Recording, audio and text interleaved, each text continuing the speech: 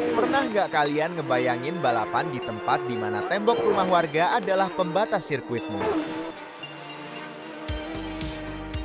Dan di mana kesalahan sekecil apapun bakal berakibat fatal. Ini bukan MotoGP, ini bukan balapan sirkuit biasa. Selamat datang di Isle of Man TT, sirkuit paling gila yang pernah diciptakan manusia. Saya Kiro. Dan saya Cika, selamat datang di Pojok Podcast, di mana kita ngebahas sisi tergelap dan paling gila dari dunia otomotif.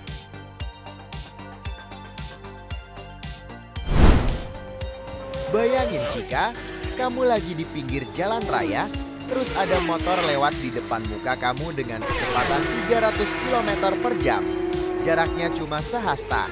Itu Isle of Man TT.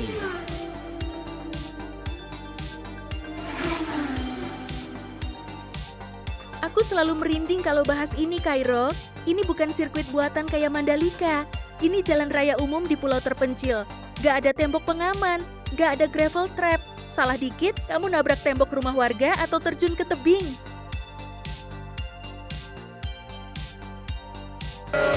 Itulah kenapa MoMTT disebut the most dangerous race on earth. Di sini, pembalap bukan cuma lawan-lawan, tapi mereka lawan ego sendiri di sirkuit yang gak pernah maafin kesalahan sedikit pun.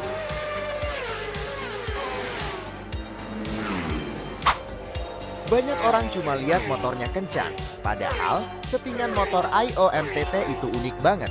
Suspensi harus lebih empuk dibanding motor MotoGP karena jalanan di sana banyak polisi tidur alami dan aspal gelombang.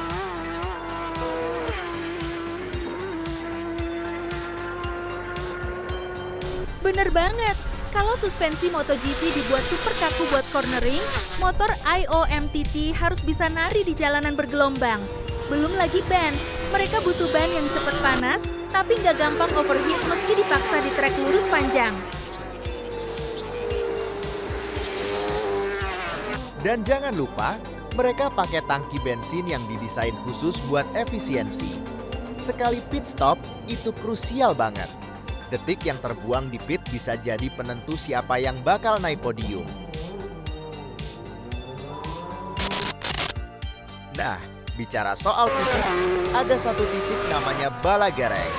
Itu tempat di mana motor melayang. Pas roda depan terangkat, pembalap harus benar-benar tenang. Kalau mereka panik atau rem pas melayang, motor bisa flip.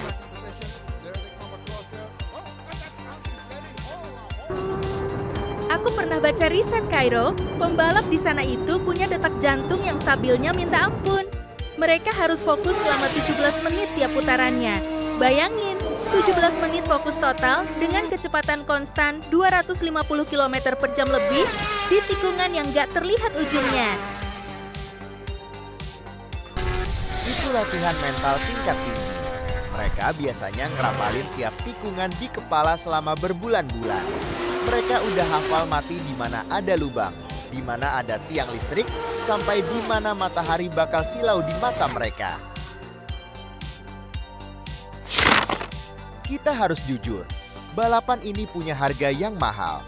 Sejarah IOMTT itu penuh dengan nama legenda yang gugur. Kenapa mereka masih mau balik lagi? Mungkin karena di sana mereka ngerasa hidup paling nyata. Di dunia yang makin digital, balapan di IOMTT itu pembuktian skill paling murni manusia melawan mesin. Setuju, itu bukan tentang cari mati, tapi tentang mencari batas maksimal dari apa yang bisa dilakukan manusia.